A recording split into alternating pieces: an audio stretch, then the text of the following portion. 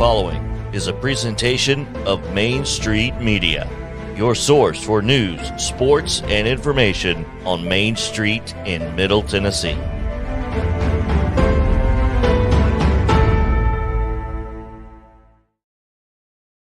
Flags.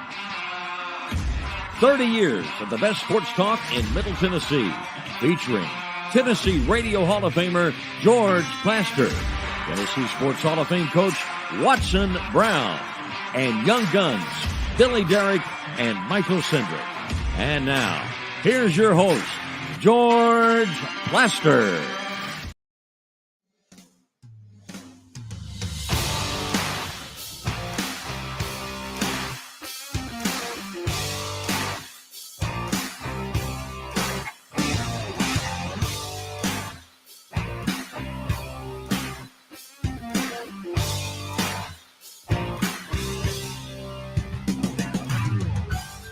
Hello again, everybody. Welcome in on a rainy night in Georgia, and it's also rainy in Nashville, Tennessee.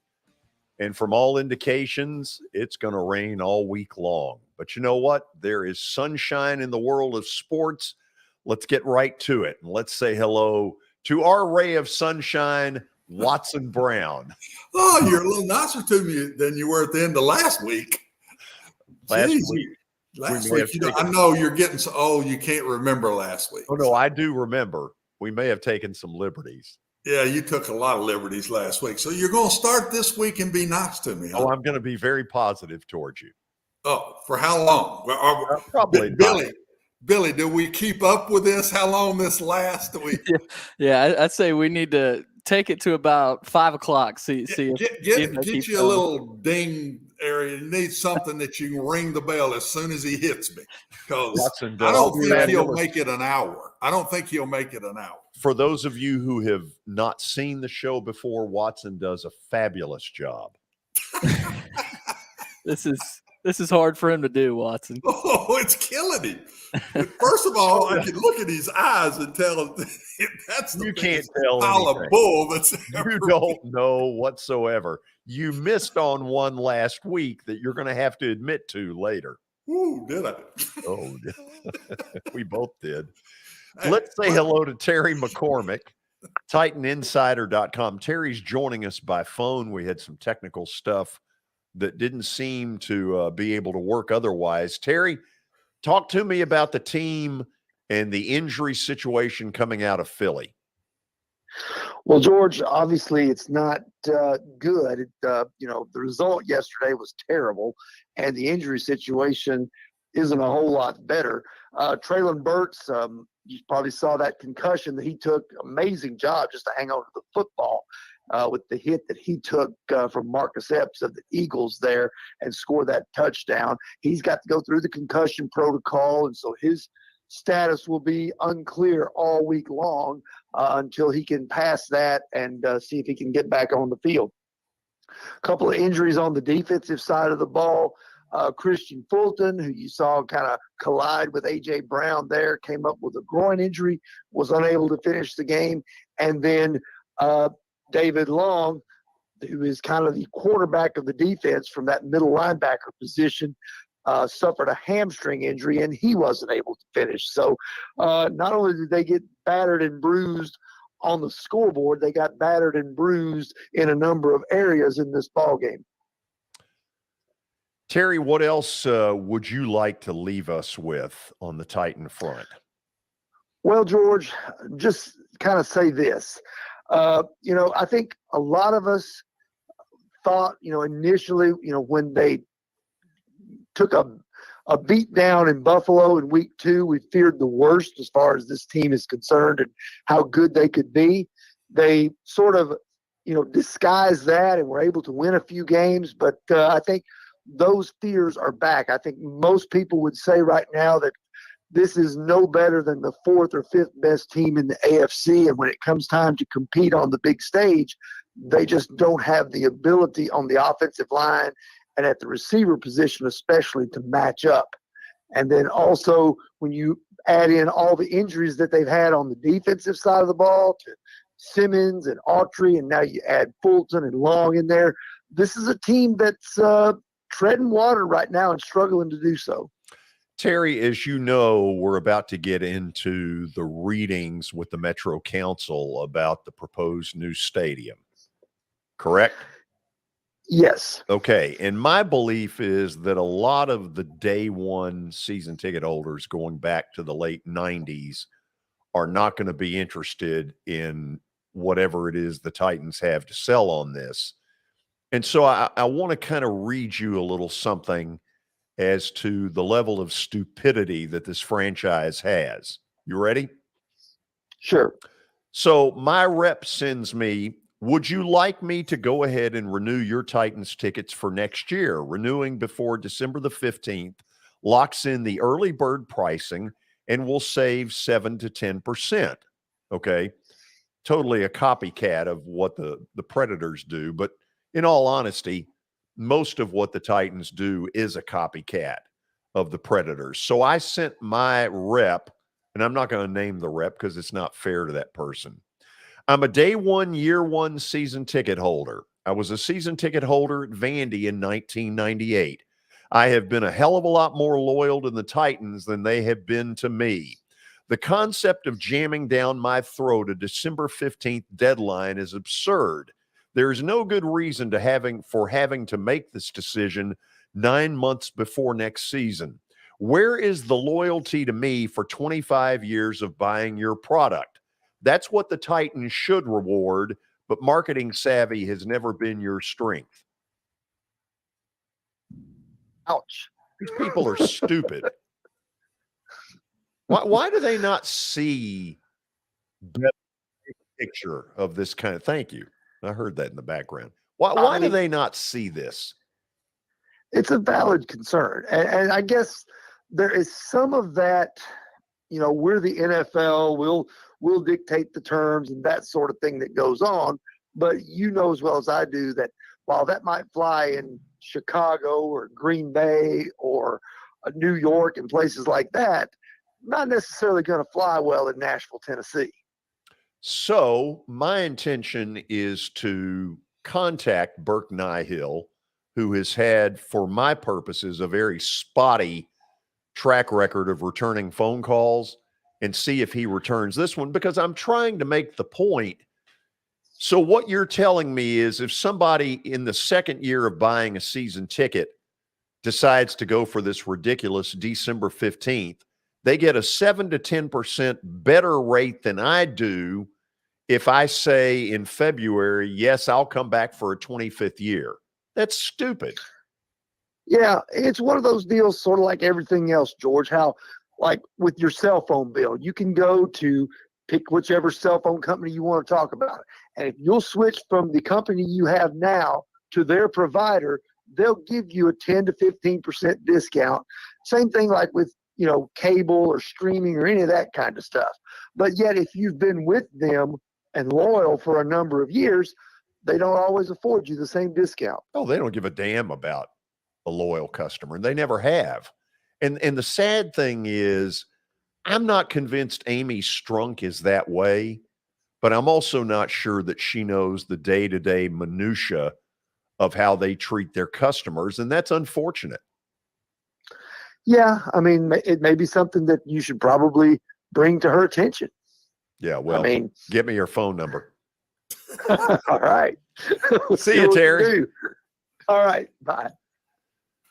So, Watson, that was our daily Titans update. Oh, that was a good one. Very pleasant. Very pleasant. And it has been brought to us, George, by Sumner Funeral and Cremation. They are sharing their family with yours in your time of need, now with 2 convenient locations in Gallatin and Hendersonville, also online at sumnerfuneral.com.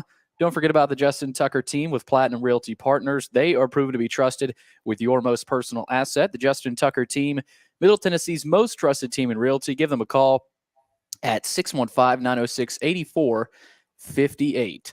All right, we got a huge update. No more Terry, so got to get that view in there. There we go. Hi. Okay, George, we start with baseball. We haven't had a very much baseball to talk about, but there are a couple monster deals to get to. Shortstop Trey Turner and the Phillies have agreed on an 11-year, $300 million contract. And that is that deal ties Turner to the Phillies through the 2033 season. So Phillies have locked him up. God, what is their payroll between Turner and Bryce Harper? My God. And then another one, Justin Verlander agreed to a 2-year, $86 million deal with the Mets. And Verlander is, of course, won the Cy Young this year, and he's still going. He's going to turn 40 in February. So, Watson, the Trey Turner deal, it's been rumored that it would be Philly for several weeks now. Verlander, I felt like, was going to the Mets the minute that Jacob deGrom decided to go to the Rangers. And the Rangers have taken a real gamble. Who knows what deGrom's health situation is? Yeah, it wasn't good at the end of the year. No. It was not good. He was a Joe at the end of the year, and I think he was hurt. And I think the Mets are taking a shot, George. A guy 40 years old is that's a lot of money for a 40-year-old guy that's a pitcher. It's not a first baseman or a designated hitter. It's a pitcher, and that one to me is also a big chance. So the only one that didn't look good for the Braves, I think Trey Turner's a heck of a player. Yeah, but I really like him. I think he's a winner. The Braves have a heck of a shortstop, and they need to sign him.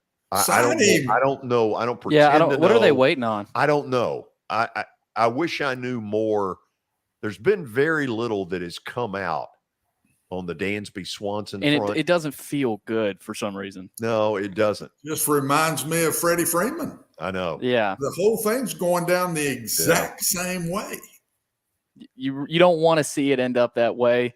So, but for Dansby, he's good enough to end up, anywhere and still play well. Yeah, so he'll do fine, but he belongs in it. Yeah. I mean, everybody knows that. George, NFL news, Carolina has waived Baker Mayfield. Steve Wilkes came out and said, sitting in this seat, it was a tough decision on my part, but something I felt like was the best move for the team moving forward. At 4-8, they're still in contention in that awful NFC South, and they'll go the rest of the season with Darnold and P.J. Walker and kind of figure it out from there. Yeah, and Walker's done fine. Watson, given Jimmy Garoppolo's deal yesterday, don't the 49ers have to at least look into Baker Mayfield? They signed an old pro, didn't they? Johnson, was it? Josh Johnson. Josh Johnson. He's been on about every team. And of course, the kid that played Saturday was lights out, but that's coming off a bench. That's not having to be a week of thinking about being the starter. That is a great team. It's going to be real interesting to watch what they do, because a solid quarterback could win a Super Bowl with that team. Not a great quarterback, just a solid quarterback. I watched their game yesterday. Brock Purdy, he stood tough. He played lights out, but I've seen many do that. And then all of a sudden, a week later, when it's their team, it gets a little tougher. And but have you given up on Baker Mayfield? No, not me. Not me. I'm fading, but I hadn't give up. He had won. I think I looked at the records of him and the other two, and the other two have won a lot more games than he has in Charlotte. With Carolina Panthers, and I don't know what the deal is with him, George. I don't know if the Cleveland deal went so bad so fast that he's not over it yet. And, should the Titans consider looking into him? I don't know why they wouldn't look into it. I'm not saying take him, but they've got to be ready, because Ryan is getting, now I can start to see a tad of age on him. And my gracious, so we fixing to get into that. Who takes shots like Ryan Tannehill takes? Ooh. Who in the league sits there and takes shots like this guy and seems to catch all the grief for it? I mean, George, the hits he took yesterday could have been a highlight reel for somebody's whole year, not in one game. For retirement. Yeah, this, or here's my career shots in one day. I mean, I don't know. We'll get into that. Hold on to the rest of that. Where are you going, Billy? George, one more here. Jimmy Garoppolo is out for the remainder of the season. He's a guy that took a shot early in that game, and Brock Purdy came in. You just touched on that, George. So I'm sure we'll get into that a little bit later. College football madness. I mean, transfer portal, of course, has opened up, and coaching carousel has continued. Cincinnati is hiring Louisville coach Scott Satterfield to be the program's next coach. Weird hire. Yeah, in Cincinnati and Louisville play each other in the bowl game. Oh, it's not just play each other. That's a way back rivalry. Yes. What do they call it? There were major fights come from those two teams playing. I was part of, not a fight, but I know that rivalry, and I was shocked by the hire. Oh. I was shocked by the hire that Cincinnati, he was in trouble at Louisville. Yeah. And then they'd had a good rebound midway through the season. But he was in trouble at midseason, and then Cincinnati goes and gets him, and he kind of snubs Louisville's face and takes off, and and then they play each other. I don't think I don't know if he's coaching either team. Is he going to coach Louisville in the first half and Cincinnati in the second, or what's he? I tell you what, he's going to do it from the Red Sox third base coaching box. Yeah. He's going to do it. He's going to do it. He's coach of both teams. He's going to do it from midfield. They're both on the same sideline. Just coach both offenses. He'll just switch offenses when the ball turns over. Go to the other one. There's a lot of other movement, George. DJ, we like to say ukulele. He's a ukulele. Has entered the transfer portal. He's a stiff. That Cade Klubnik kid. That might have a lot to do with it. Yeah, but what is this coaching staff been waiting on? I mean, Watson, they're about 8 weeks late. Why couldn't they do it one more week? Just one more week. Leave him in one more game. That's all I needed. I mean, those first two throws, I mean, they were into the dirt. I'm sitting there and I'm saying, this thing's in the bag. He was playing awful. Awful. Watson, could you make the point that this move should have been made 6 weeks ago? Oh, I think after that game, it's obvious, and it's obvious to Dabo. He made a big mistake.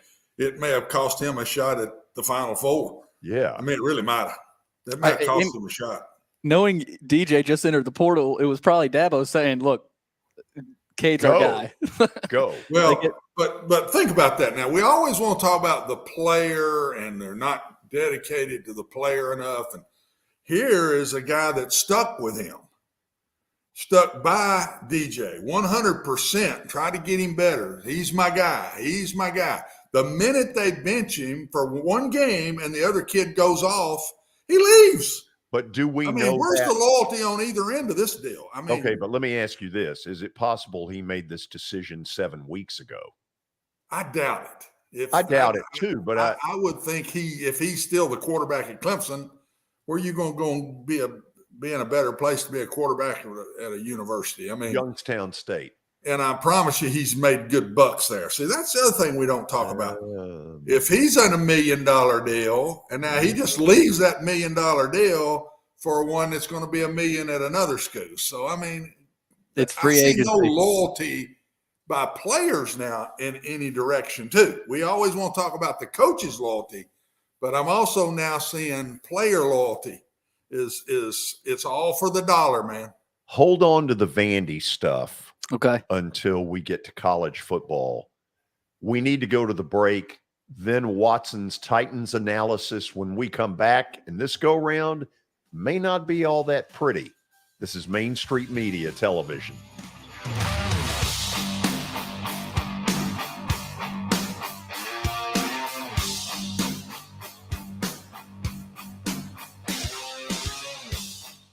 Buying or selling a home can be a very personal experience. Why not go with the team that receives nearly all of their business from referrals? Clearly a trusted name in real estate. The Justin Tucker team with Platinum Realty Partners has sold more than 500 homes in the last 7 years. Voted best in Sumner County multiple times. Proven to be trusted with your most personal assets. Call the Justin Tucker team with Platinum Realty Partners at 615-906-8458. The Justin Tucker team with Platinum Realty Partners. Middle Tennessee's most trusted team in realty.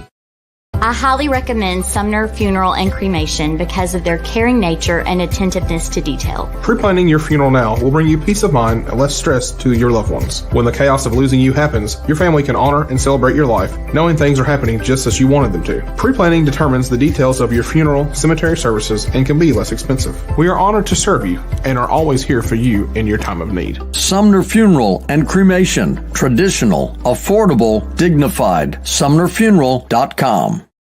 Jody Jones Dentistry can handle all your dental needs, from the basics to cosmetic procedures. All of this in the nicest dental facility I have ever seen. Jody has done it right. They're located conveniently at 55 Music Square East, and for an appointment, it's simple. Dial 615-259-5100 and tell them Plaz sent you.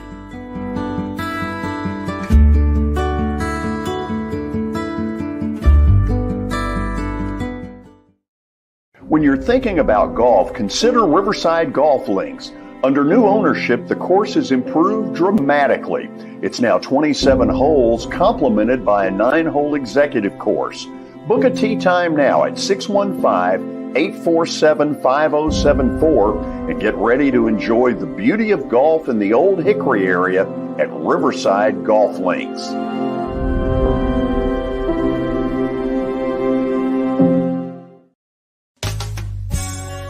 I'm Bart Durham. I was sworn in as a lawyer in 1963, and I've been working as a lawyer since then. We're a firm that does exclusively personal injury, a lot of tractor-trailer crashes. Insurance companies will open up their checkbooks when you force them to. We have systems that work. We get the most money for our clients in the shortest amount of time. I'm Blair Durham. My dad and I want to help. Give us a call at 615-242-9000.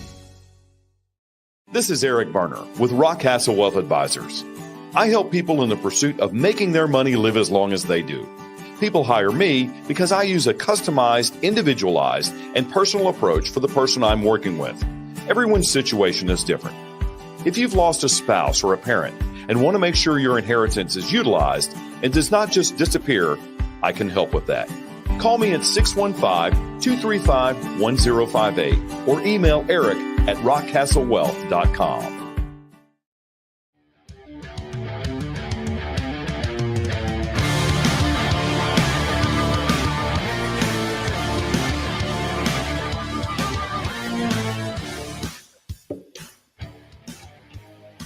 Okay, let's get into it. Watson Brown's Titans analysis. There it is, brought to you by the folks at Pennington Distilling Company. Okay, they got ripped in Philly yesterday. We all knew there was a chance that they were going down in the city of brotherly love. Watson, they got toasted. Yeah. I don't know. This one is right there with the Bills game back early in the year, George. Just a killing in every area, every department. I think we had 59 yards in the second half and no points. They were right at 500 yards and didn't play anybody in the fourth quarter. They had reserves in by 10 minutes of the fourth quarter, and it was a kill. I'm not uptight about it because they're sitting so good. They're in. They're going to go no worse than 10-7. I mean, George, they're going to go no worse than 10-7. They got Houston and Jacksonville twice in Houston of their last five, and they got the Cowboys at home and the Chargers on the road. So, and they could very well beat one of those two pretty easy, probably, the Chargers especially. But they've got a lot to get better at if they're going to have any shot. And they've got 5 weeks here to get better. I listened to Mike's after the game to the team stuff, and we're at a crossroads. We've got to decide this. He's setting up the next 5 weeks to go into the playoffs. He knows they got a chance to be pretty good down the stretch here with their record. And I think that's exactly what he was doing after that game yesterday, because he knows it gets a little easier from here. Watson, the offensive line issues right now are obvious because Derrick Henry doesn't have a chance. Yeah, the offensive line was what we call stable, we thought. And George, you got to understand, the Titans are 6-0 against non-winning teams. They're 1-5 against teams with a winning record. So honestly, they really hadn't been all that great all year long. They've taken care of business and beaten the losing teams. The only one I think they beat was Washington, and when they beat Washington, I don't think they had a winning record then. Yeah, they've gotten a winning record since that point. So they've got time here, but the offensive line went from stable. My gracious, I mean, Derrick Henry hadn't had a good game in 4 weeks now. And when you play and you go back to the first one, military ball only works when you can run the ball well and have really good field position and play solid defense, George. That's their military style of ball. They haven't been able to run it in 4 weeks.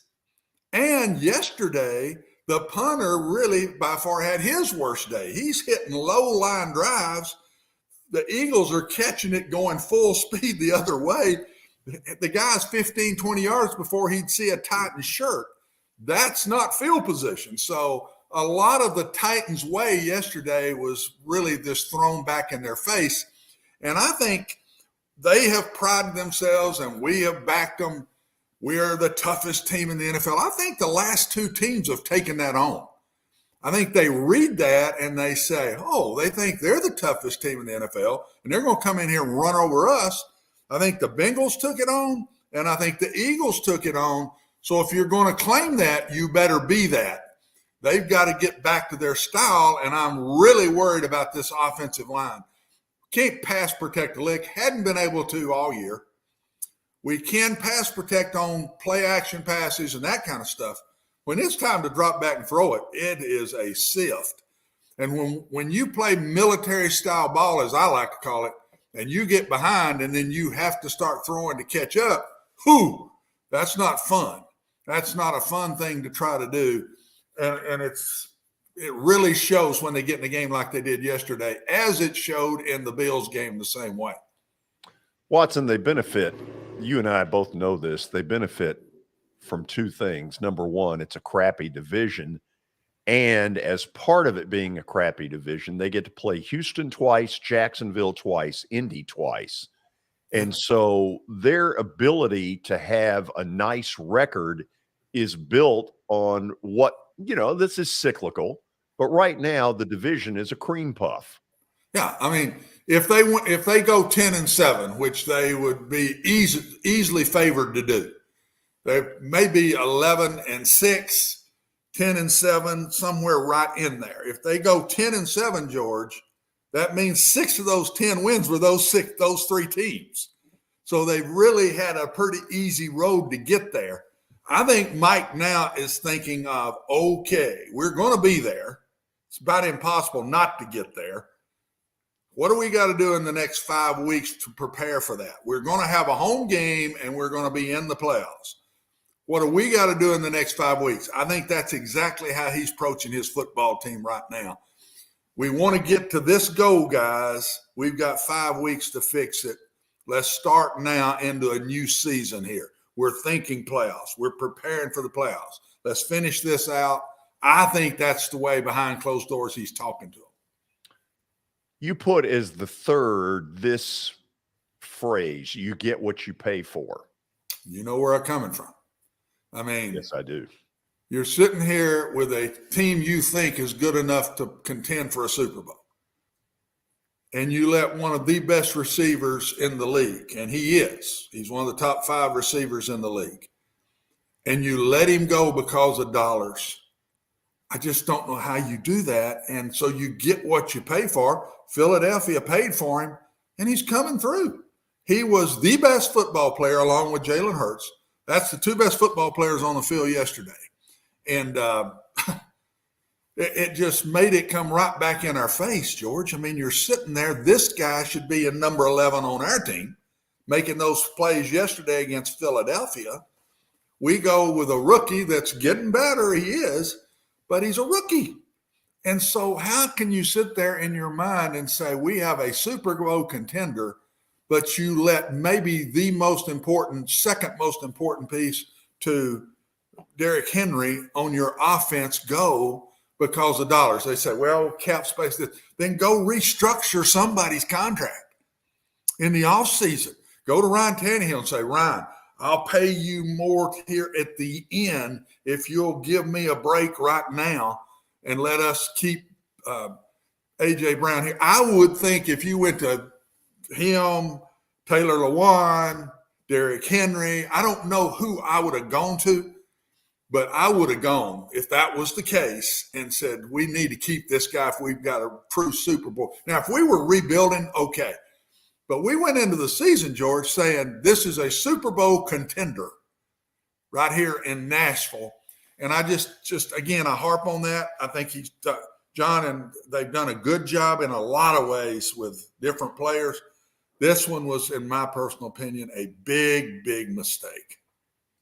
Okay, the fourth one is another real area of concern, and that is on days where the opposing offensive line can handle the Titans' front four, the pass defense is abysmal.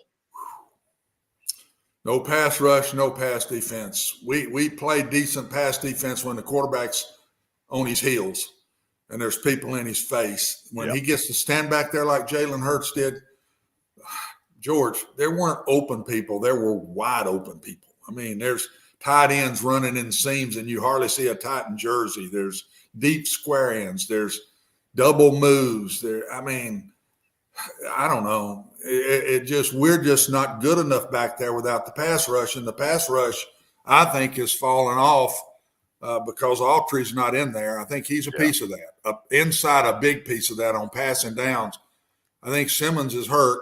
In my personal opinion, he needs to come out a week, maybe two. They got to get him ready for playoff. They got to get him totally healthy. Because he is not Jeffrey Simmons right now, George. And to me, Bud Dupree has been a disappointment to me. I just don't see quickness in Bud Dupree coming around the corner. He had one yesterday where he rushed the pass. He was unblocked. They had a pass protection breakdown. He's free, and he goes and nails the guy and gets us 15 yards. Yeah, that was stupid. And he nailed him. He nailed him to the wall and got us 15 yards and gave him a first down when it was 3rd and long. I'm not big right now on Bud Dupree. I don't see quickness in him like I did when he's with the Steelers. So we got no pass rusher right now. Yesterday, Jalen Hurts it was like it was 7-on-7 out there. Flag football. There was nobody around him. And when he got a little bit in his face, he just rolled to the outside and made plays like that. Jalen Hurts is playing good football, by the way.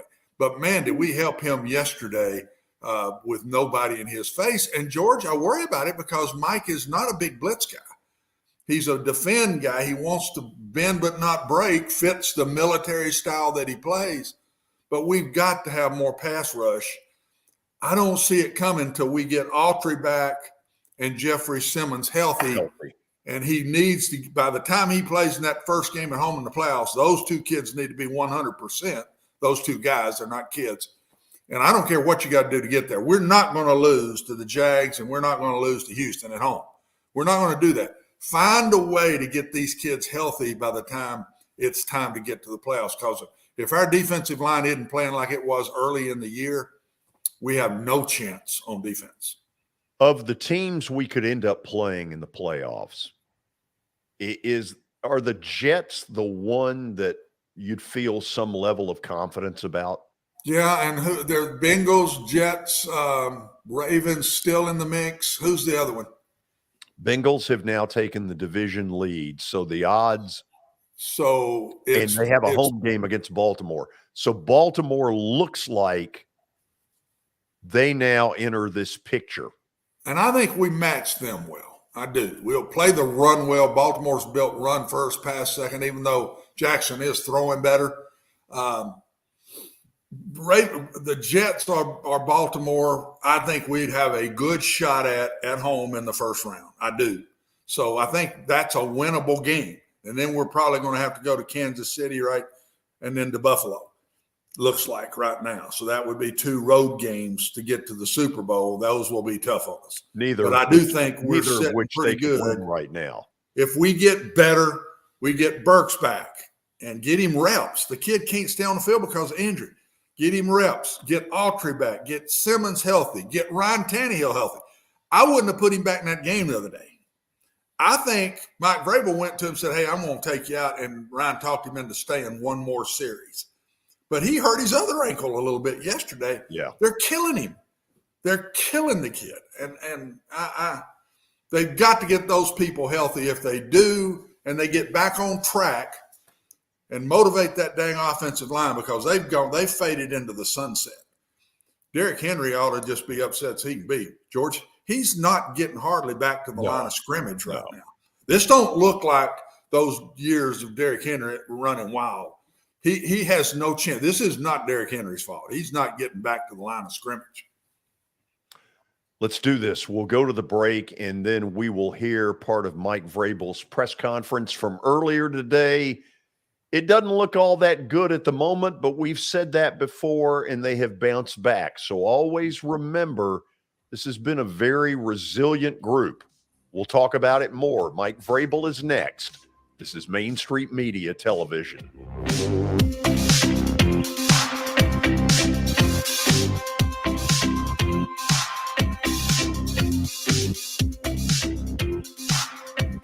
For Dustin Timmons and Joey Donnelly, they welcome every opportunity to serve and satisfy their clients. Whether you are looking to build your dream home or renovate your current home, their team will ensure that every client and remodel is unique, luxurious, completed on time, and within budget. Contact them today to set an appointment for a free consultation or to view some of their completed projects by logging on to DonnellyTimmons.com.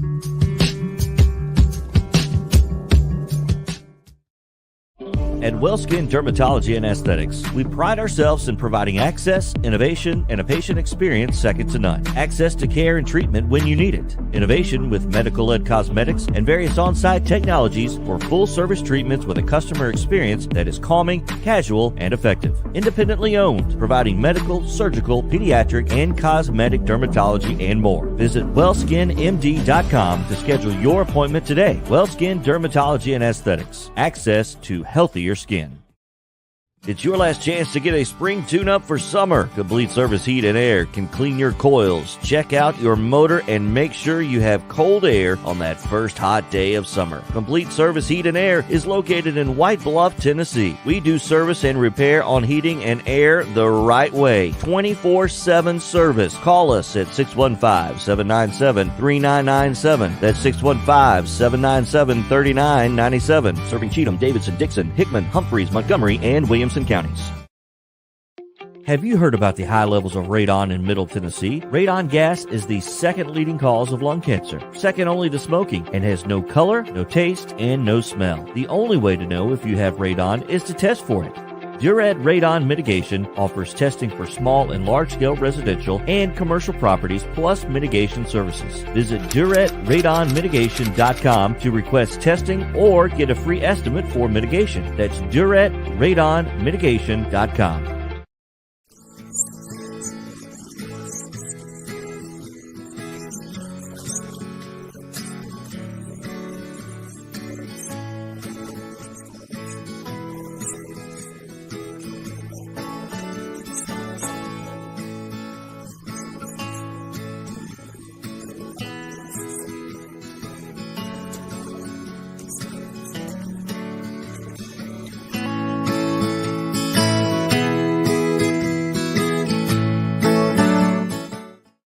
Since 1865, the First Baptist Church of Gallatin on Winchester Street has served its community by catering to the least, the last, and the lost, providing a church of welcome used by God to save the lost, transform the saved, and impact its community. As a proud multi-ethnic congregation, Pastor Derek Jackson personally welcomes you to join them in fellowship Sunday mornings at 8 in person or at 10:45 in person or online at firstbaptistgallatin.org. First Baptist Gallatin on Winchester Street, serving with open arms as a true church of welcome.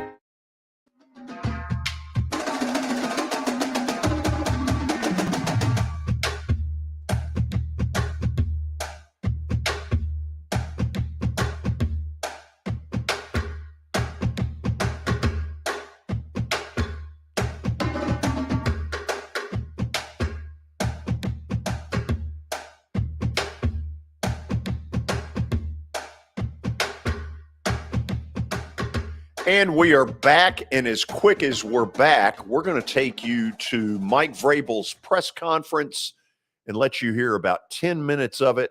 Here goes.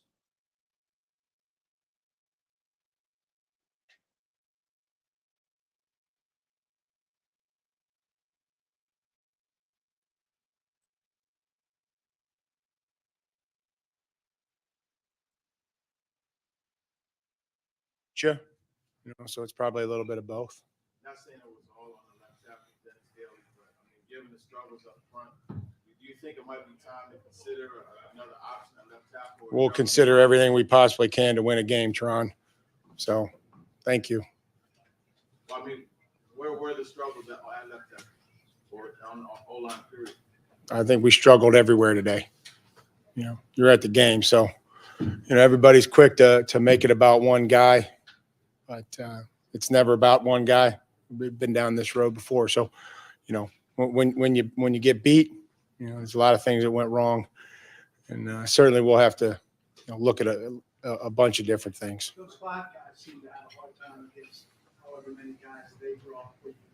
Scared for Ryan there in terms of being that he would stay on.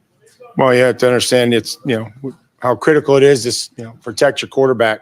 When your quarterback gets hit, nothing good can come of it. But we also have to be able to get open and be able to there were times where we had some protection, and the protection was good. But then when you get into you get down and you get behind late in the game and it becomes a drop back game, that's certainly not where you want to live against a team that has, some of the rushers that they do. You're going to be behind at times and be in those drop back situations. What's the solution to that?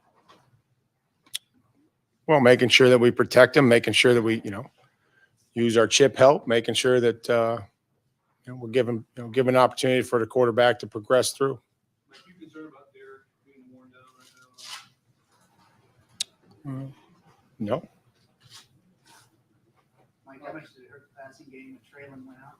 Well, I mean, I think it would probably affected it. We had 4 wide receivers available for the game. So we lost one, and that kind of put us into a little bit of but you have to be prepared and use some 12 personnel and had CJ in there. How do you like the toughness he showed making that catch, and how he kind of responded to that? Well, I mean, I think he's doing okay from what I've seen and what I've been able to see him at halftime and talk to him after the game. But we expect that from Challen just because of I know what he's capable of. It's unfortunate that he couldn't finish the game. You said time and time again that the charge for the leadership of the team is to do things that are in the best interest of the team. How did John's trade of AJ turn out to be in the best interest of his team? Well, it's not about AJ. AJ had a good game. We can't give up big plays on defense. We tried to make them earn it coming into the game, and we clearly weren't able to. That's something you guys have done well, keeping teams from making big passing plays against you. But it seems like the last couple of games that's been more the thing. Was that a question, Buck, or was that a comment? A comment, yes. Good. You made a great comment. Is there any reason Yeah, we did. that's happening more often? Yeah, they made plays, and we didn't affect the quarterback. And again, they were able to come down with some plays down the field on some 50-50 balls. I thought early, we weren't, we tried to cage him and make him throw from the pocket to his second read. And he was able just, to work the vertical game. And so I think we started to rush a little bit and try to get him, we affected him at times, just not clearly enough. Is Trey less likely to get that PI call if he turns his head because the ball's not in position? You get a lot more leeway when you're playing the football, when you're looking back and, again, when you're not playing the football, we've known for a lot of years that your any contact is really going to be exaggerated, which it should be, So we have to play the football. We have to be able to be in phase and turn around and try to play the football, and then they're going to give you probably a little bit more leeway. That exaggerated contact in mind on the PI call with Chris understanding of how are you supposed to play that when you have a receiver just kind of running through you? Yeah, I'll have to look at the tape, but my guess is it was a double move. Christian had right to the space, and again, this crew's from all over. Like, they just put this crew together today, so I don't know. I just know that I hear what they tell me sometimes about, the DB has right to that space. Did he take a charge? I don't know, but that's supposed to be, again, is he coming in from the side, or do we have that space and then we're entitled to that space? I couldn't tell, and it didn't see enough in the replay. Was that something you asked? Did you ask them about that? Yeah, I'm not. Yeah, that it's over with. Yeah, I mean, what do they call it? Legal contact? Yeah, legal contact. Whatever. Why did they just end up with a crew together? I don't know. Again, these are all great questions. You can go ask, get the pool reporter, whoever that is, and go ask. And I don't know.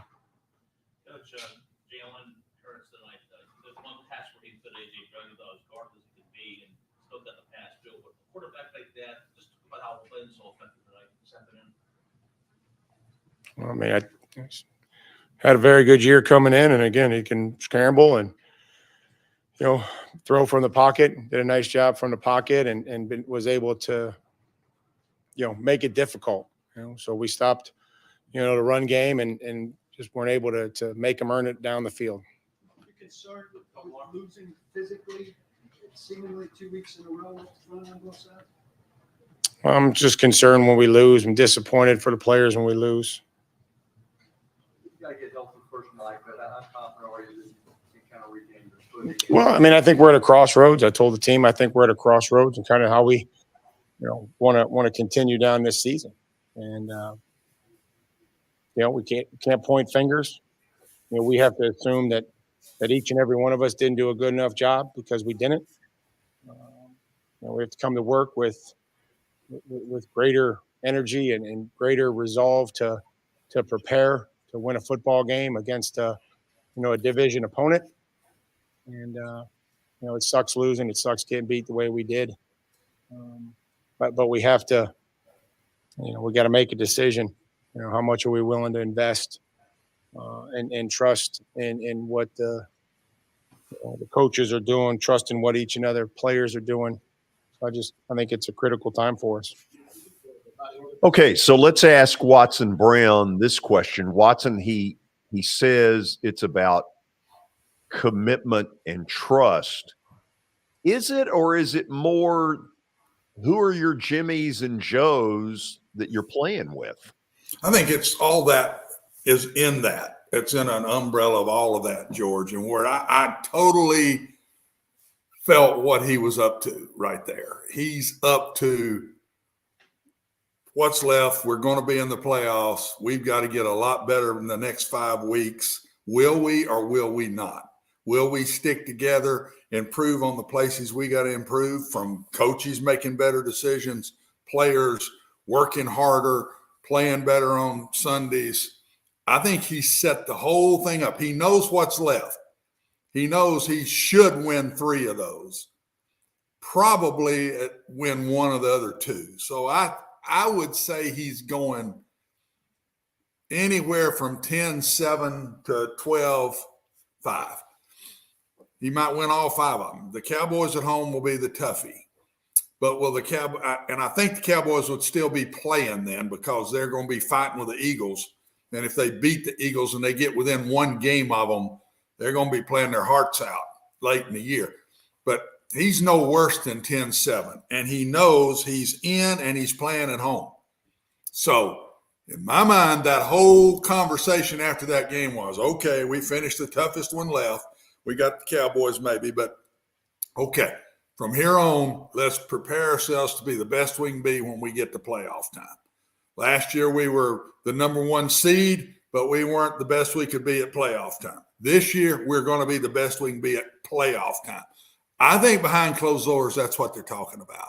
And if I was him, and I'm not, hadn't been offered to be, but if I was him, I would rest some of these guys somewhere along the way. I would get Ryan Tannehill better.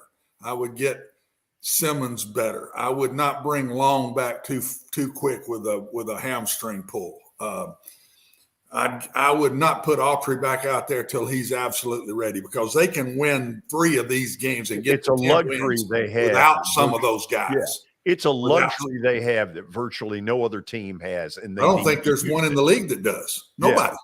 Yeah. What percentage do you think Jeffrey Simmons was yesterday? About 80. Yeah. And 80% with a guy that's a pass rusher and a dominator and chases balls down the field like I watch him doing, tackling people 20, 30 yards downfield. You're not seeing any of that anymore. Yeah. And that's totally because of injury. It's sure not because of attitude. That kid loves to play football, and he's hurt. And I just think somewhere along the way, if they just keep letting him linger through week after week, George, and he's not back 100%, because Autry and Simmons have to be 100% for this defense to get back to where it was.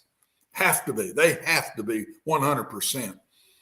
And the big problem I think he's got is offensive line. I think that is the one position where he's saying, are we good enough? Are we good enough to get back and play this style of ball? Because it all starts with Derrick Henry's runs. And are we good enough to get him going again? I think that's his biggest concern. We'll go to the break.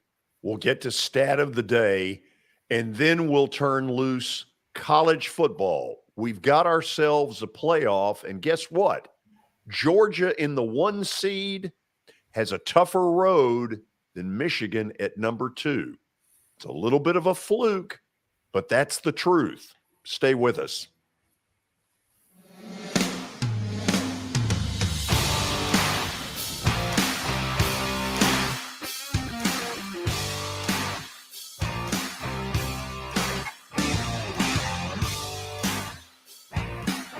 This is attorney Bart Durham, and this is me. I'm Aaliyah. Keeping in good physical condition is really important to me. But when I had a wreck with a tractor trailer truck that hurt my legs so bad I couldn't work for almost a year, I knew I needed a lawyer that understood tractor trailer cases. So I called Bart. Bart gets millions of dollars for his clients every year. At Bart Durham Injury Law, we've handled hundreds of tractor trailer cases. My dad and I want to help. Give us a call at 615-242-9000.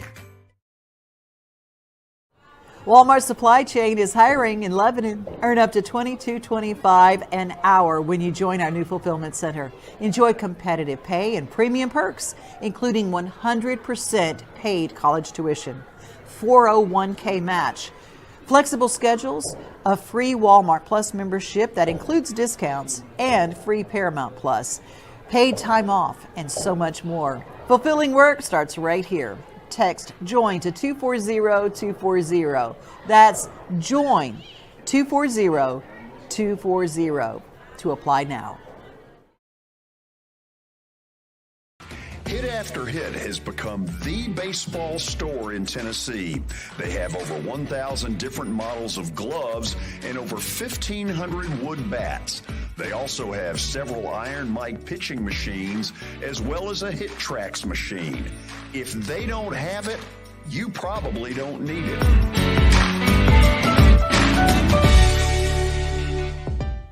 We're proud to call Hit After Hit the official shirt provider of the Plaster and Friends Celebrity Bowling Night.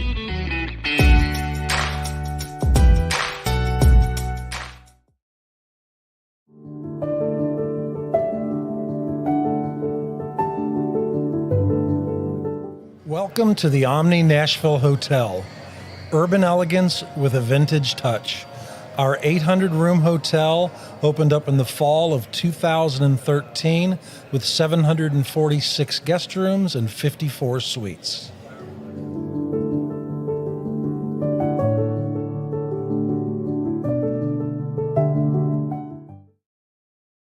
Serving Williamson and surrounding counties, Bone and Joint Institute of Tennessee offers comprehensive orthopedic care with 16 subspecialized physicians. Our practice provides high-tech care with a hometown touch. We offer physician clinics, physical and occupational therapy, advanced imaging, and surgical services, including interventional procedures. Call us at 615-791-2630. We're Bone and Joint Institute of Tennessee. High-tech care with a hometown touch. When I made the decision to host the Plaster and Friends Celebrity Bowling Night, Strike and Spare is where I turned. And what a wise decision that turned out to be. They have 5 locations in our area with family attractions. They're perfect for birthdays, groups and corporate outings, and holiday parties. For more info, it's simple. Go to strikeandspare.com.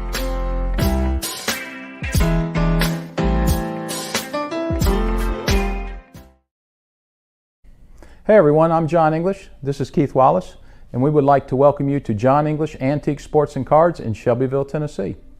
We specialize in graded and ungraded sports and non-sports cards, vintage wax boxes, and unopened cases. We have a large selection of PSA graded cards. We also specialize in old sports collectibles, baseball, football, basketball, golf, and tennis. You can find it all at John English Antique Sports and Cards. We are happy to be associated with Nashville's greatest sports antique, George Plaster.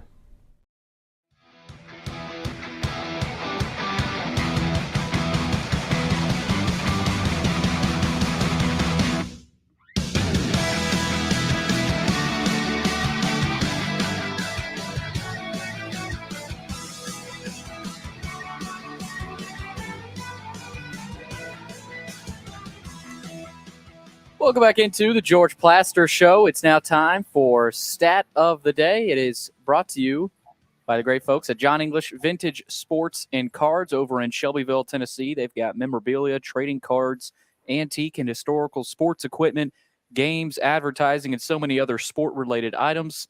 Of course, they're open Tuesdays through Fridays from noon to 5 and Saturdays from 10 a.m. to 5. Visit them online at JohnEnglishGradedCards.com.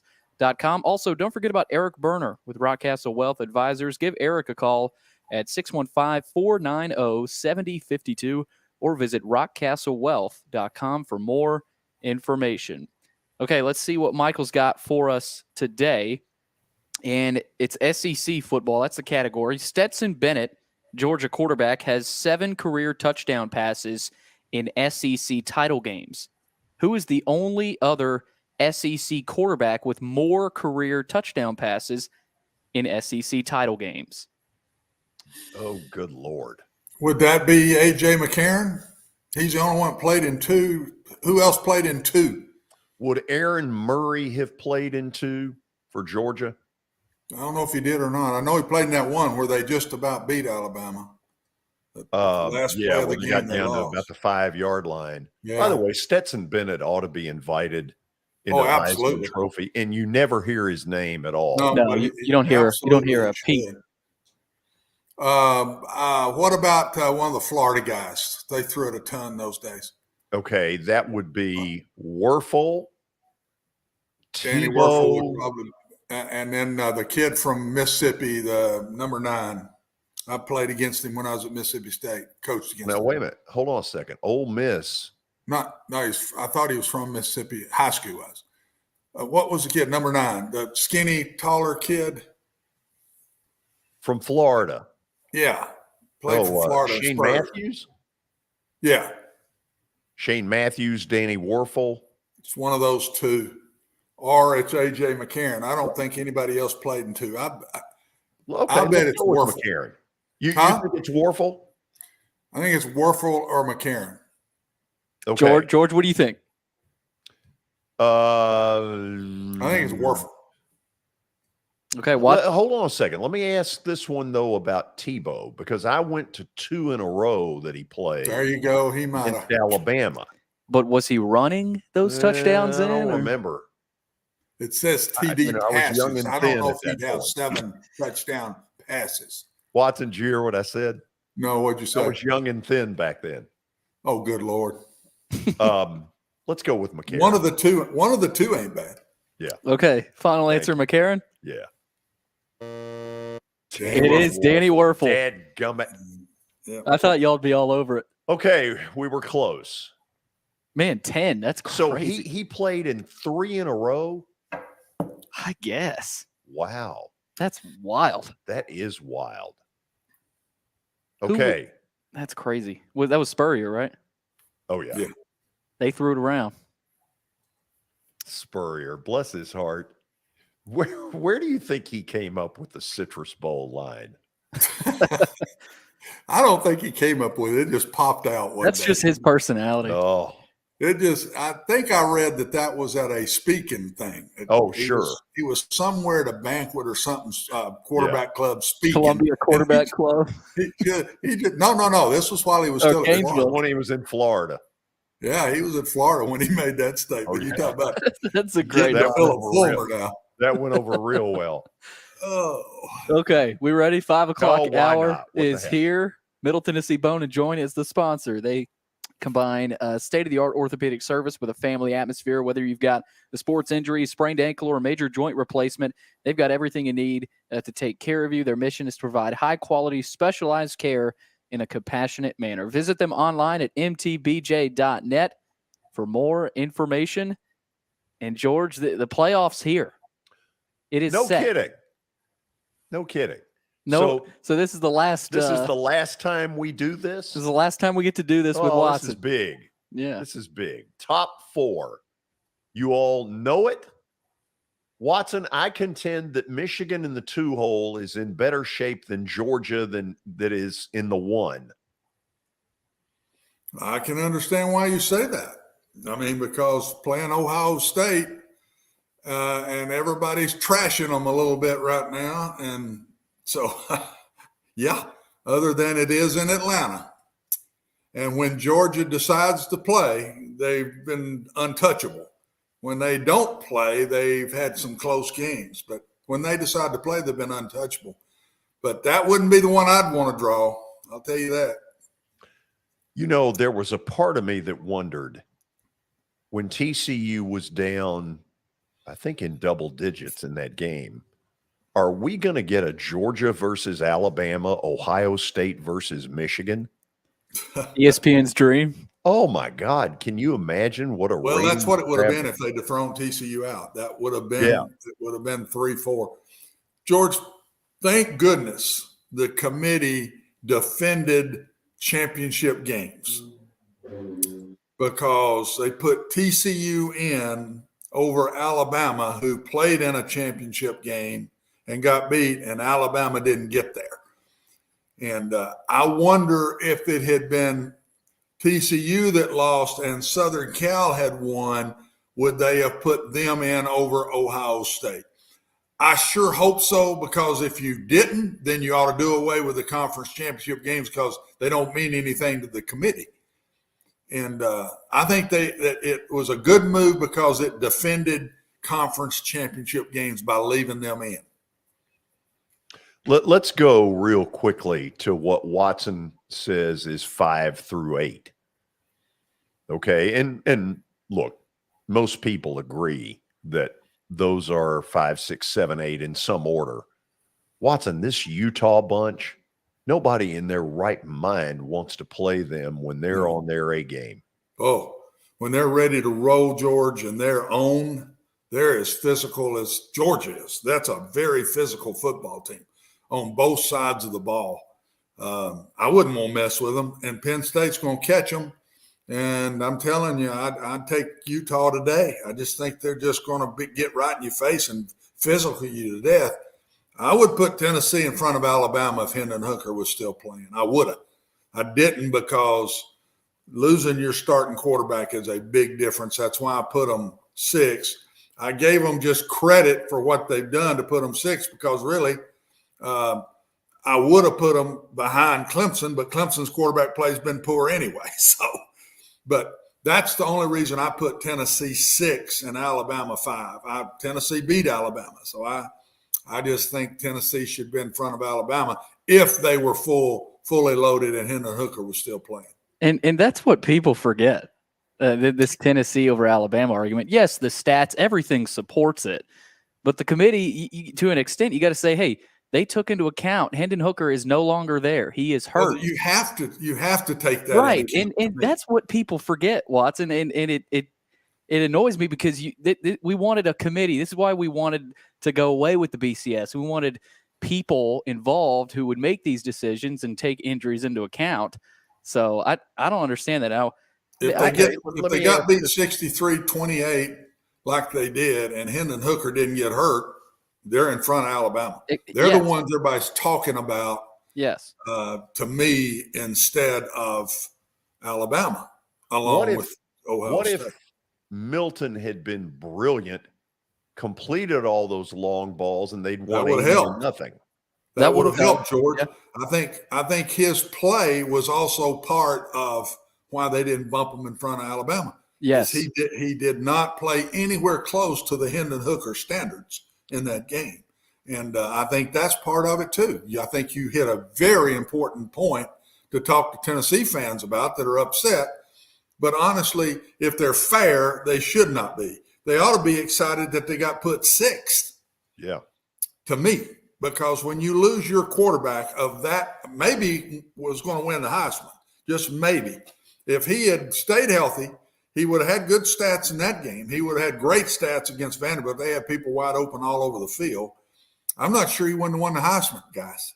Well, let me ask you this, Watson. Is it possible that in spite of his injury, that he's still the best player in college football this year?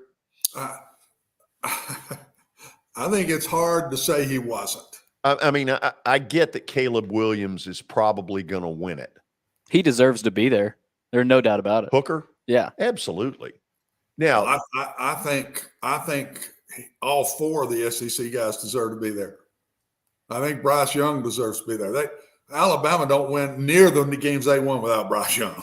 No, they're an 8-14 without Bryce Young. They have not announced the invitees yet, have they? No, they're taking 4.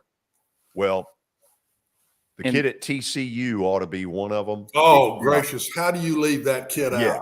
I mean, listen. Guys, that may be one of the guttiest performances in my whole career. And I've watched and been involved in a bunch of college football games.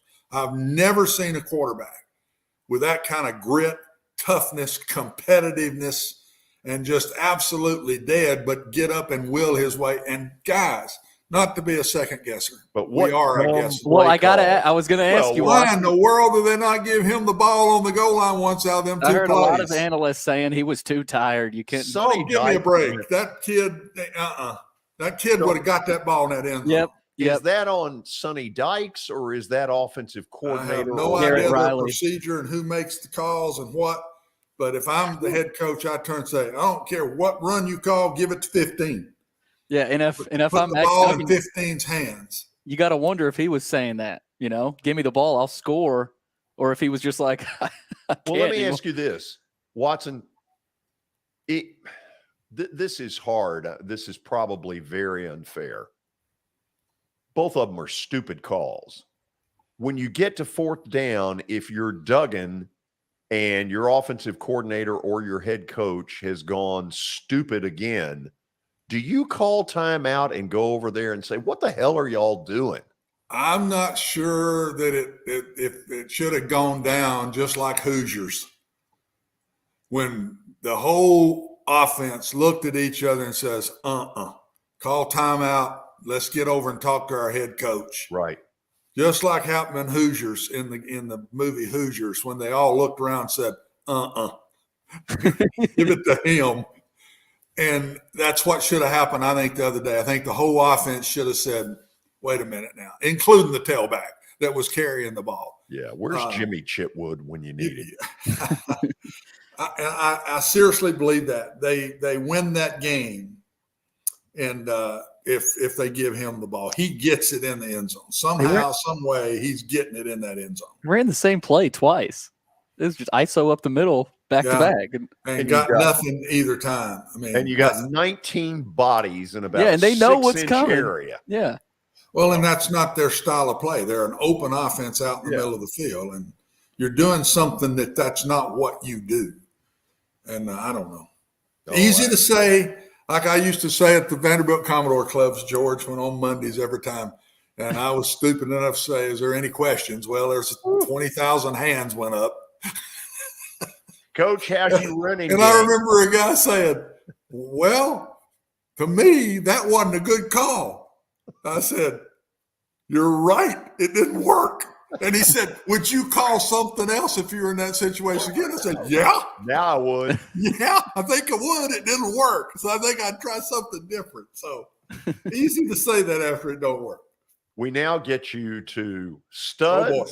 Here we go. And duds. Here we go. I know my brother's going to be one of these duds. No, I left him out. Oh, you shouldn't. Politically correct.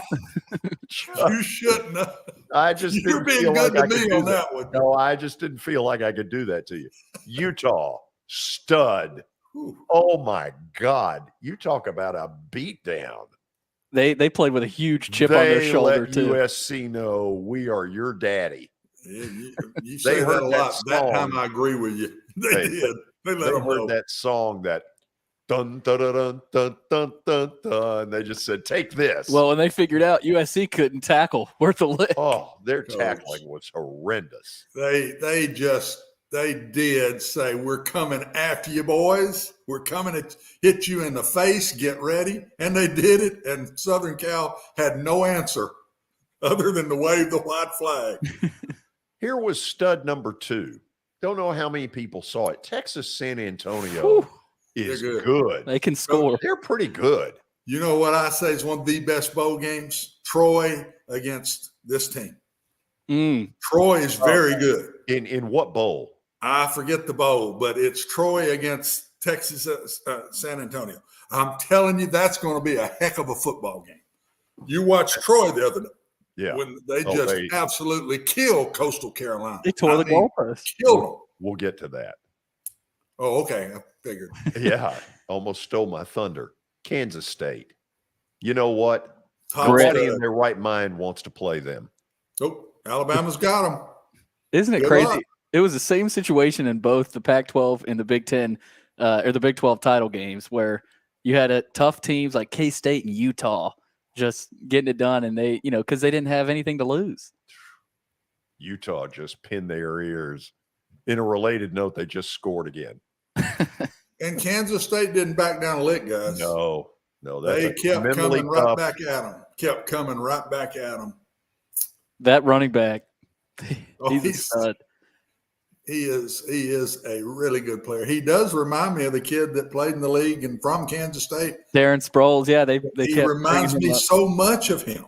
It's eerie. It's eerie. Okay, final stud. How about the Tulane Green Wave? In front of a sellout. Yeah, that place was packed. When's the last time that happened? No. 1940? Oh, no. First ever conference championship for Tulane in history of the school. Good for them. Good for them. Good for them. Good for them, man. Now to the duds. And we start with Coastal. Nice performance. And now you know why. Oh, yeah. Yeah, the coach was leaving. So, Yeah. I mean, they knew it. Players had to know it. That's why they didn't show. Okay, is that when that happens? Because we saw Liberty do it to Hugh Freeze. Yep. They got the snot beat out of them by a team Murfreesboro, Oakland would beat by 10 points. New Mexico State. You like that? So do players just get together in a room and say, screw him? I don't know. This I left 5 schools as head coach, so it's hard for me to.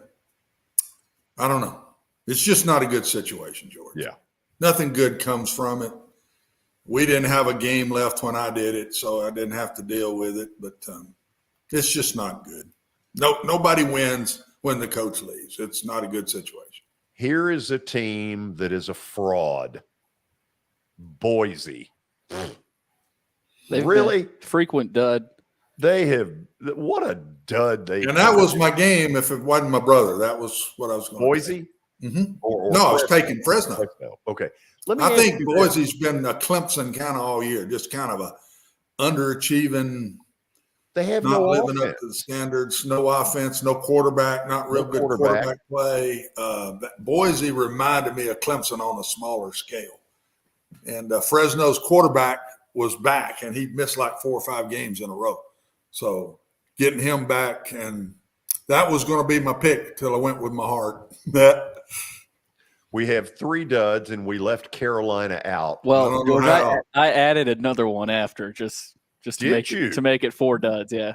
So USC is the dud.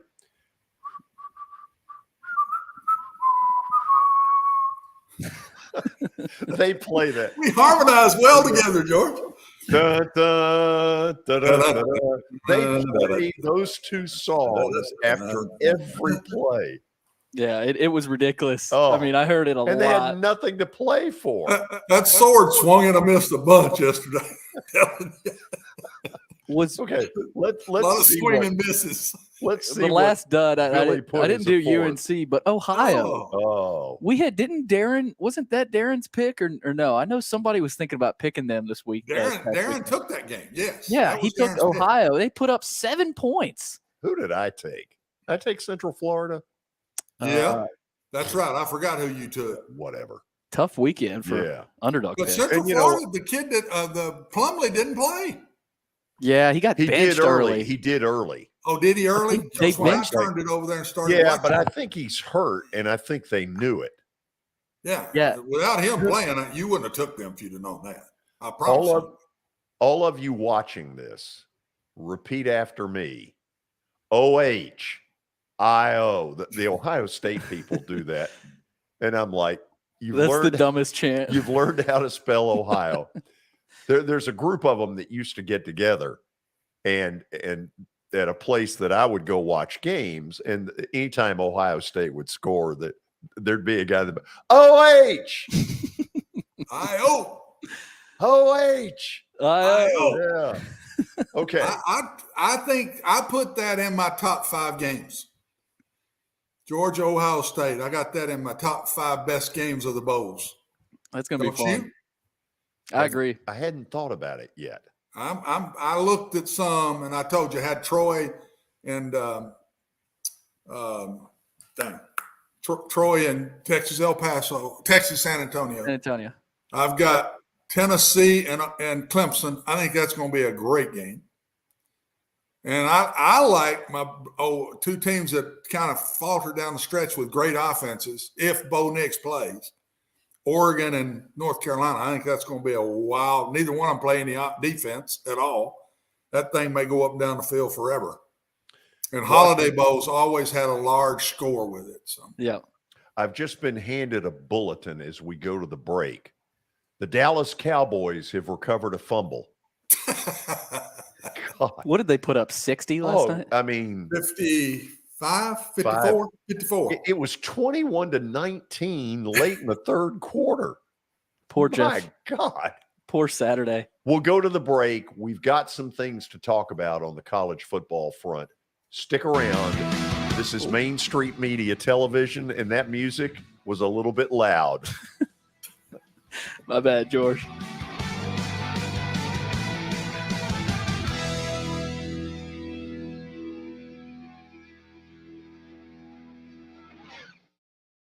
Buying or selling a home can be a very personal experience. Why not go with the team that receives nearly all of their business from referrals? Clearly a trusted name in real estate. The Justin Tucker team with Platinum Realty Partners has sold more than 500 homes in the last 7 years. Voted best in Sumner County multiple times. Proven to be trusted with your most personal assets. Call the Justin Tucker team with Platinum Realty Partners at 615-906-8458. The Justin Tucker team with Platinum Realty Partners, Middle Tennessee's most trusted team in realty.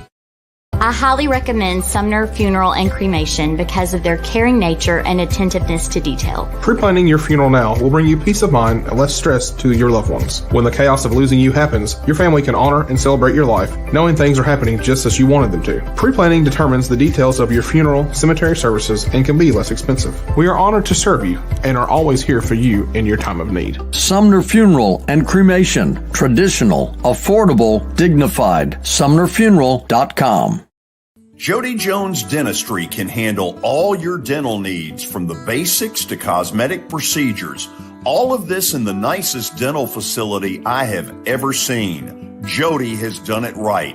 They're located conveniently at 55 Music Square East, and for an appointment, it's simple. Dial 615-259-5100 and tell them Plaz sent you.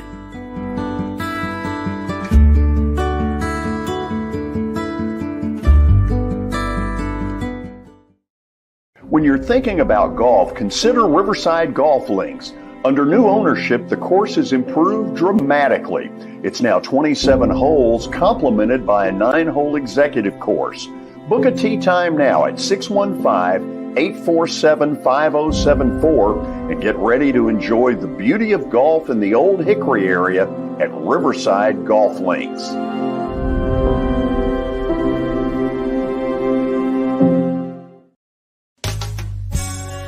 I'm Bart Durham. I was sworn in as a lawyer in 1963, and I've been working as a lawyer since then. We're a firm that does exclusively personal injury, a lot of tractor-trailer crashes. Insurance companies will open up their checkbooks when you force them to. We have systems that work. We get the most money for our clients in the shortest amount of time. I'm Blair Durham. My dad and I want to help. Give us a call at 615-242-9000. This is Eric Berner with Rockcastle Wealth Advisors. I help people in the pursuit of making their money live as long as they do. People hire me because I use a customized, individualized, and personal approach for the person I'm working with. Everyone's situation is different.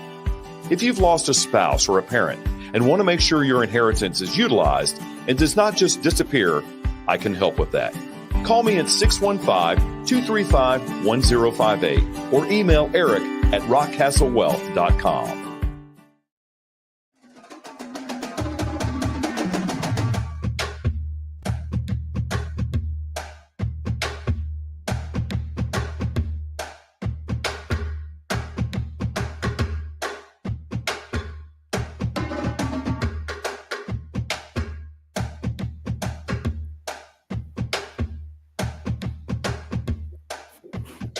Okay, here are some things we want to talk about in our little college football notebook. Watson, I don't really know the answer. In that room, do you think Alabama came close to getting in or absolutely not even close? I don't think they came close. I think it was when the game was that close. I think Alabama was out. 2 losses and not playing in the championship game, not winning your division. Alabama didn't even win the division, as Tennessee didn't. And no, I don't think they came close. They came close in that they were the next one in, but they didn't come close to getting in the 4. If TCU had lost big, that's the only way I think then it's a major discussion. But the way that game went down, the way TCU came back late, scored, the way that kid took them down the field, no way you're keeping TCU out of that. Okay, let's go to Deion in Colorado.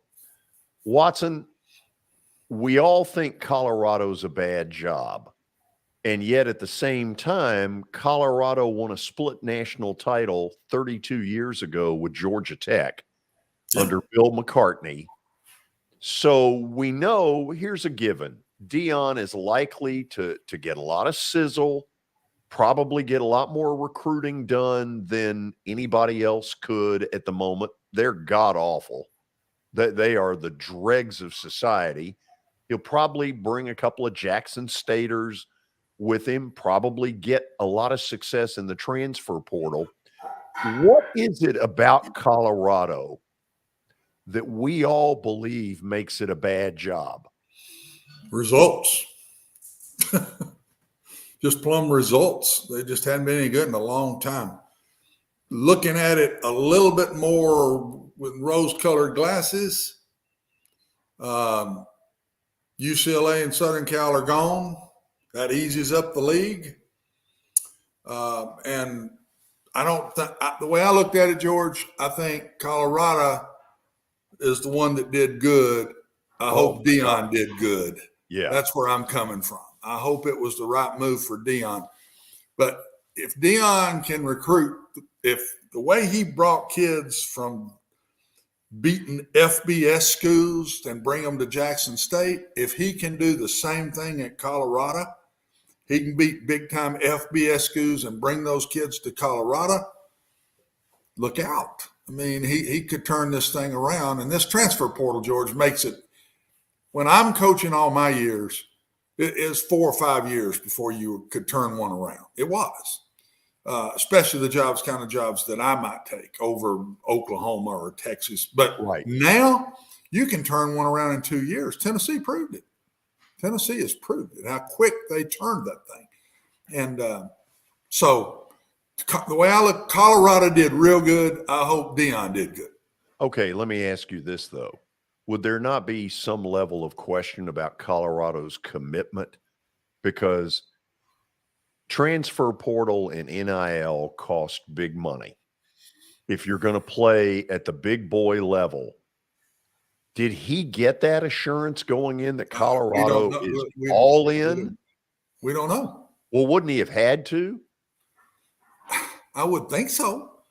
But we don't know. That didn't come out. He didn't talk about any of that kind of stuff. Well, apparently, though, their AD came out and said, we don't have the money yet, but we'll find a way to get the money to eventually pay him. Well, so there you go. I don't know if that was some sort. I don't know if that was some sort of joke. Who is the AD? I forget his name, but that did come out yesterday. Is George still the AD? I don't know. I was about to ask that. Yeah, it is. Let's see. Is it Rick George? I think you're right. Yeah, Rick George. Yeah. He said, we don't have the money yet, but we'll figure it out.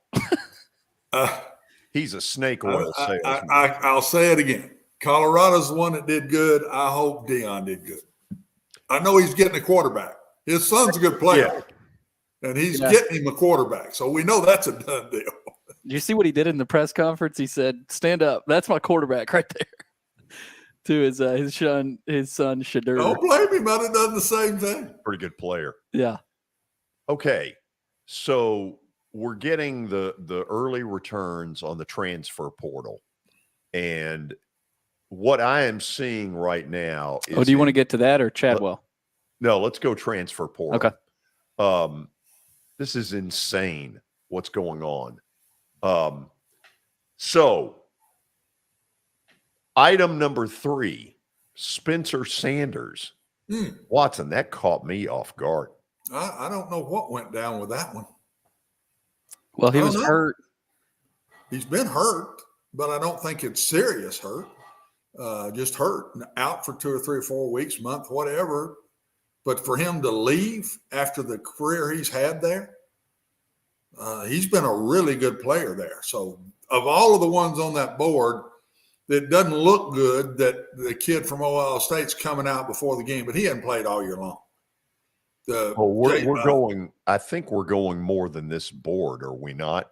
Oh no! Well, these are the key player names, but there's more. The other one that's a surprise to me, guys, is the NC State quarterback. Yeah, who was a really good player, came into the year as a Heisman hopeful, had a great career there. Is he headed with Beck to Coastal Carolina? Would he be doing that since his offensive coordinator and quarterback coach left? Or is he thinking much bigger than that? And is he thinking dollars here that he would be jumped on for big bucks? They're all thinking dollars. Now, number 4 is a stiff. He's been a stiff from day one. You know, all this, we need to get him off to a good start. Oh, we need to give him some easy throws. He's a stiff. Well, Watson, what level wants him? I don't know. I don't know. I mean, Dabo throws this whole thing out in pregame about let it rip. Well, he did. Well, he let it rip. Threw 2 straight in the ground right out the gate. I mean, he ripped them. Really? I couldn't believe it. I've heard UCLA for him. He's from California. God. That would be a step down from Chip Kelly can make him into something. God bless him. So I don't see him going Power 5. I don't see it. I'm sorry. Don't see it. What do you make of Keaton Slovis? That one, there's one you don't have up there. That shocked me. And I saw. Did you see where the really good player from Boston College, is going to Pitt? Yep, committed to Pitt today. Was that in the works? Did Pitt say we don't want you to stay? Might have been. I guess I'm wondering, did he make the decision after he found out about this? Yeah, or did they tell him we're going a different route? Yeah. So Keaton Slovis, I'm a big fan of. Now, he's had a lot of trouble staying healthy. Yeah, he's had health issues. Yeah, and he's taken some beatings. If he goes to a team that has a good offensive line, he can get some stuff done. He can do some stuff. And guys, I take it he's graduating, because you get a one-time transfer and can play immediately. He's already had that transfer. Yeah. So he has to be graduating to where he can do this, right? That's got to be what it is. Legally, could he go back to Southern Cal if he wanted? Sure he can. Wow. He won't. No. Not with Caleb Williams there. Yeah. So Caleb's got one more year, correct? Yes. And he'll be one back. more. Yeah, he should be back. I think he's only been in college football 2 years, right? So he's got to stay one more. So what do you make of Vandy's deal? Ray Davis, Mike Wright. I think that look good. I don't know what, unless they're just, I can't be looked at the way I want to be looked at. It might be two different things. Ray Davis might be saying, I can't be looked at the way I want to be looked at here. And I've gained 1,000 yards, and I might get an Alabama, Georgia, Tennessee, something. I'm not saying it'd be one of those, but UCLA, something that somebody may jump on him and he make more bucks, because I don't think the Vanderbilt kids are making big bucks. The Mike Wright thing, I think, is because he knows he's not going to be the guy. It's not going to be him. Let me ask you this, though. He also knows that A.J. Swan can't stay healthy. I don't think he wants to go through that, though, as a backup, waiting for him to get hurt again. I think Mike thinks he's good enough and wants his own shot. Yeah, Mike is smart enough to know that A.J. Swan's the future of this program. And I'm not saying Clark told him that directly, but Clark had to have done something to indicate that, look, AJ's our guy, similar to maybe Klubnik at Clemson, similar to maybe the Boston College situation. He basically told him when he benched him at the start of the year and put Swan in. That's when he told him. And then when Swan got healthy, AJ gets off to a poor start against Tennessee, and he benches him quick and puts Swan in. So I think he knows. So I would bet the Vanderbilt thing is two different deals. Yeah, Davis wants a better shot and thinks somebody will pick him up, maybe make more money, and get to play behind a really good offensive line and really show what he's capable of. And I think Wright just wants to be a starter somewhere. Yeah, for Ray Davis, I've heard he couldn't get into the grad school program that he wanted to at Vandy. That's what I've heard. So that could be. And you mentioned that with other situations. So I can tell you that for a fact that could be a possibility. Yes, and it's unfortunate. I've had players before not get in. Yeah, and I've also heard that he wanted to be back, but there wasn't a program that fit him. So that's just unfortunate. Now that makes sense to me, Billy. Well, that let me ask you this: very true. Could be very true. If you're telling Clark Lee it's a new day and we're committed, and you lose, if that story is true, why would you not find a way to get him into some level of grad school? I understand that, because there's a few Vandy coaches that have probably struggled with that. Watson probably included. But I'm just telling you, it is tough to get in graduate school at Vanderbilt University, and they're not going to let you in because you're a football player. Well, been there, done that. Don't work. This we're committed to football. If you're committed to football, that has to change in my mind, or it has to be adjusted somewhat. Go for it. And I Good just luck to you. They say you go work on it. They say they're committed, but I gave it my best shot. Okay, well now, and I want to say that's not a shot at Vanderbilt Graduate School. They have every right, guys, to pick who they want in their graduate schools. I'm not saying that, but I know for a fact that can happen because it's happened to me with players before. if you're Clark Lee, you can't be happy, because if you had a shot to retain this kid, but it was, whether or not this was a program he couldn't get into or if he didn't have the requirements, to me, you've got to find a way, say, hey, we need this kid. That's what I don't understand, and that has to change. I'm not disagreeing with you, but I do know that each department admits their own people. They're in the general admission at Vanderbilt. You're admitted by departments. And if the psychology grad school they take just so many out of 1,000 applicants, guys. There's nothing you can do at that point. I agree with you, Billy, 100%. But I also get the other side at these high academic private schools, and that's a tough one. So this is the same probably at Stanford, Northwestern, Duke, all those others. Because that's what I wonder. We need to get proof that they're letting some in that way. I don't know the answer to that. Man.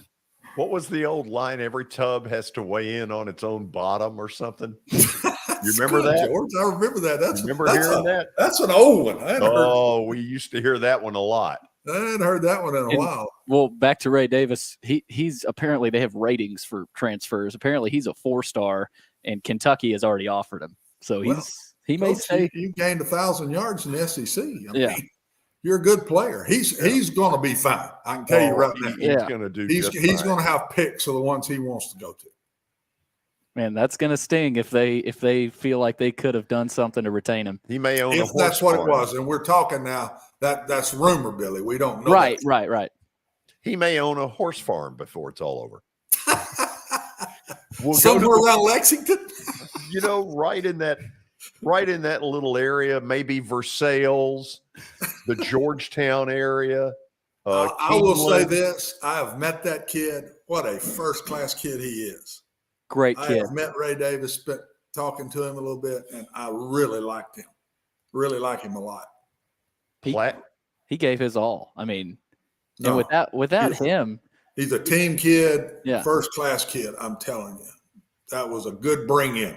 Vanderbilt don't take many transfers at all. Yeah, and one of the reasons they can't get them in school, a transfer kid, it's hard to get in Vanderbilt. It is, and but this kid really thought a lot of him. Doesn't surprise me that he had the year he did.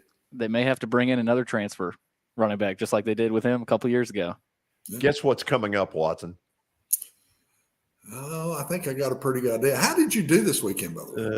We'll see. We'll see. It's still sort of up in the air. Because I didn't hear your Friday deal, see, so I don't know. Well, usually when he back comes on Monday, I don't know where you are. Usually, by the start of the show. Yeah. Well, yeah, I should have known because the mood you were in, you had to have done that over the weekend. Yeah. Well, we'll show it to you when we come back. This is Main Street Media Television.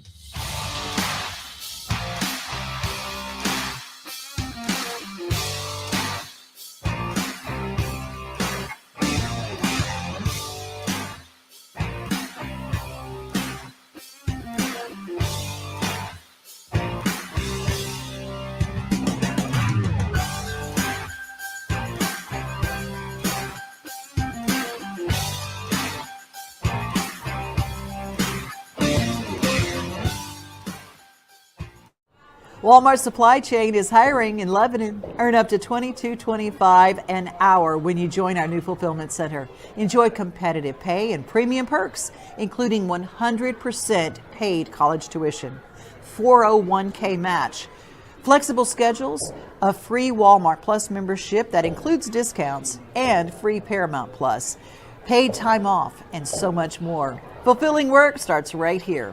Text JOIN to 240-240. That's JOIN 240-240 to apply now. When I made the decision to host the Plaster and Friends Celebrity Bowling Night, Strike and Spare is where I turned. And what a wise decision that turned out to be. They have 5 locations in our area with family attractions. They're perfect for birthdays, groups and corporate outings, and holiday parties. For more info, it's simple. Go to strikeandspare.com.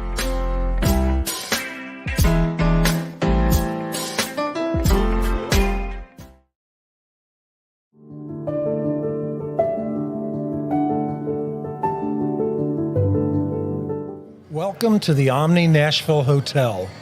Urban elegance with a vintage touch. Our 800-room hotel opened up in the fall of 2013 with 746 guest rooms and 54 suites.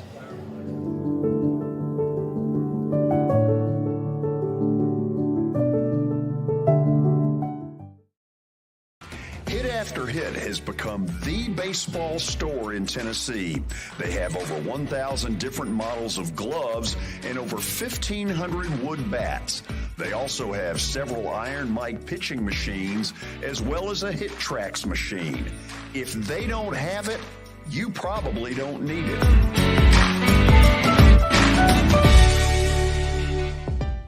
We're proud to call Hit After Hit the official shirt provider of the Plaster and Friends Celebrity Bowling Night.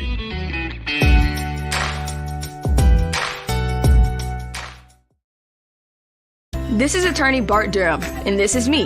I'm Aaliyah. Keeping in good physical condition is really important to me. But when I had a wreck with a tractor trailer truck that hurt my legs so bad I couldn't work for almost a year, I knew I needed a lawyer that understood tractor trailer cases. So I called Bart. Bart gets millions of dollars for his clients every year. At Bart Durham Injury Law, we've handled hundreds of tractor trailer cases.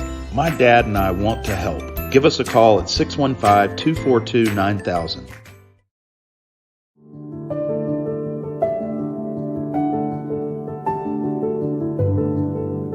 Welcome to the Omni Nashville Hotel.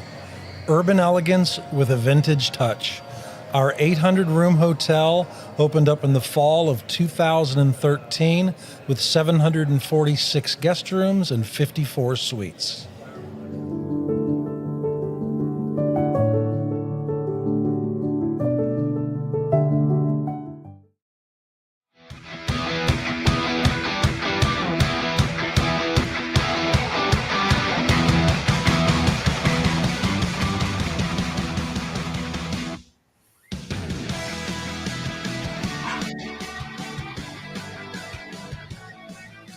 Welcome back into the George Plaster Show. It's now time for Plaster's Bet of the Day, brought to you by Bart Durham Injury Law. Since 1975, Bart Durham has aggressively protected the rights of a broad range of victims of car accidents and personal injury in both Tennessee and Kentucky. If you, too, have seen your life interrupted by an injury on a highway, in a hospital, or at your workplace, let their attorneys do the work fighting for the full financial compensation that you need. Learn more about Bart Durham Injury Law by checking out their website. That's bartdurham.com.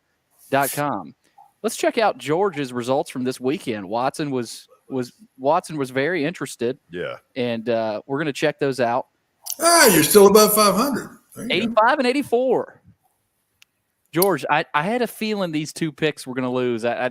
USC and TCU couldn't quite get it done. I didn't think both of them would. First of all, by, 5 minutes into the third quarter, I pitched Southern Cal out the window. TCU, that was a bitter loss. You had a feeling they would fight back. Better play on the goal line. I mean, good Lord. Sneak it with Duggan. Yeah. Okay, go to the third one. North Carolina. Watson, I've been kind about that one. Yeah. What's I have wrong no with comment. defense? No comment. Good move. Good move. Minnesota Vikings ended up winning for Darn George. tootin' they did. You know, the truth of it is they had a goal line stand and then sort of a goal line stand twice in the final 4 minutes to win by 5. Good effort. Oh, listen. They're not that great, but they're winning a lot of close ones. Yeah. So, George, Yes, sir. me being not a betting guy, you're sitting here through this year, and you're 85 and 84. How much money would you have made if you're betting $100 a shot? No, not at all. Depends on how much he's thrown out. Because let's say in a casino, let's say you did all these 169 bets. Right. When you lose 10% more than your bet. If you put you'd be underwater even at 85. Oh, 85. Yeah. It's tough. Yeah. But you would it may not look as bad, if we looked at your bank account, like in theory, after this record. It might not be as bad. I mean, you're still above 500. If you looked at my bank account, you'd cry. Your betting bank account, though. Say you don't need to look at the bank account, period, right? Well, look, 85 and 84 is not half bad. I'm trying to get to where if this is true. Well, of course, you don't know which ones had the higher odds or whatever, right? So it'd be hard to say. What you're saying is that you put the same amount on each play. Each play. I would think most people do not. Most people will, they'll have a load up game that might be 5 times more than other games. Right. For instance, Watson, tonight, okay, if we look at the bottom of the page, go back to that. Oh, we're going back? Yeah. The bottom of the page, even though you all can't really tell it, there is a teaser bet on the line tonight. Oh, yes. No, it's not up here. It's not up here. Yeah, okay. It's Michael didn't put that up there, but shame on him. But yeah, the teaser is on the line with Tampa. Yeah, there it is. We've got a Tampa +3 tonight that if it wins will get me a victory. Oh, it's not. They're not the favorite? They are the favorite. Oh, you said tease, you get 6 points. That always. So Tampa, I got you. Oh, yeah. You got Watson and I's brain running in circles. So now we're just going to go straight up on Tampa. Tampa wins this game by at least a touchdown. This line ought to be 6.5 or 7. Vegas has screwed up on this line. New Orleans doesn't score. No. And Jameis is not back, is he? I don't think so. I think it's Andy Dalton. They're riding with Andy Dalton tonight. Because he's going back home here. He'd play hard if he's going back to his old spot. Yeah. But I don't they think might surprise us to throw Jameis out there. That would scare George. No, we've gone on the assumption that Andy I think Dalton, it is Andy Dalton playing. Yeah. I do. I think it is. So Watson, that's what I'm going with. I think that's as long as it's Andy Dalton, I think that's a good bet. Yeah. And Tampa's still they're in the lead, believe it or not, at 5 and 6. Yeah. But they're in a whole lot more of a dogfight than the Titans are. Yeah. Yeah. Safe Much bet. more of a dogfight. Okay, tomorrow, Tony Basilio. Mm-hmm. And then I've forgotten who else. Don't you schedule these guests, George? I do. Hold on just a second. Watson, this is not very good TV. You ready? Yeah, go for it. Look it up. He's got to get his own. And tomorrow's second guest will be former Vanderbilt miracle worker Barry Goheen. Oh, man. George, I was just about to bring that up because they are honoring that 1988 Sweet 16 team on Wednesday night. Yes, I'll be at dinner with that group. So I was actually just about to bring that up. They showed the video today. Why they would include me is beyond reason. They showed that grainy video of his game-winning shot. I saw it earlier today. Listen, first of all, there are about 6 of them. I was going to say, how many? Well, I remember a bunch. How many was it? Okay, the first one that I remember was at Penn in the old Palestra. Then there was a Louisville, 50-footer at the buzzer. There was a Georgia step back 3. There was Pitt in the NCAA tournament at where Nebraska. He hits it at Nebraska to send them to overtime. That's the one I was talking about. And Watson, there is one. Now, I don't have them all in front of me. I called quite a few of these. I was on the broadcast for several of these. There was a game at Alabama where he got about a 48-footer at the buzzer. And I'm telling you, from our broadcast position at center court, it was dead on, and it didn't go in. No, no. I remember that one. The guy's the only one I amazing. remember him not making. Yeah. It's the only one I remember him not making.